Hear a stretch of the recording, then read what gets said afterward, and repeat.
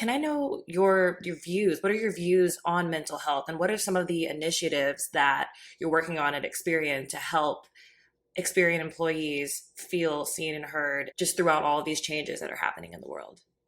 Yeah, I think mental health is such an important topic. Based on some experiences I had in my personal life, it's something that I'd been on a journey in better understanding with family members even before the pandemic started.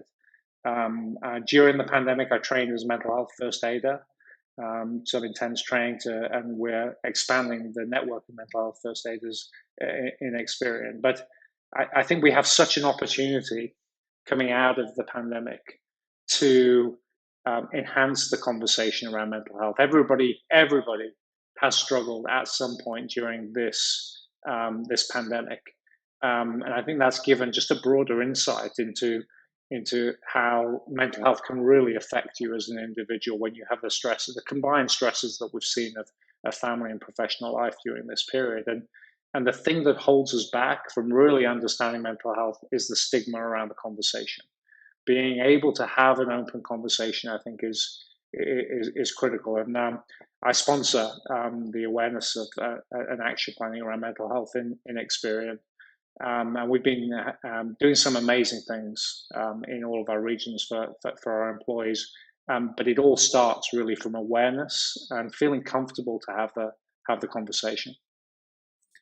Yeah, I want to follow up on that because Lloyd, I think sometimes it's hard for those maybe who have never struggled with mental health issue, maybe they've never dealt with depression or anxiety or panic disorder, and sometimes if they haven't experienced it, it's hard for them to relate or understand what it means. Do you have advice for those people who maybe don't really understand like what's the big deal with mental health and can't just people take a few days off and get back to work?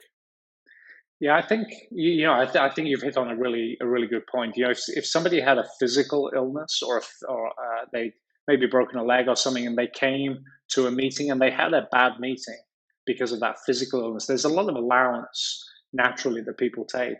If somebody has a mental illness, there's a sense that it shouldn't have the same level of understanding, and of course it should. It's exactly the same as a physical illness, and I think the key starts really with getting educated and understanding. I think companies have a big part to play in educating their leaders, particularly and their managers, in understanding what mental health can do, allowing the conversation, and then putting the right support framework inside the company that help people get help.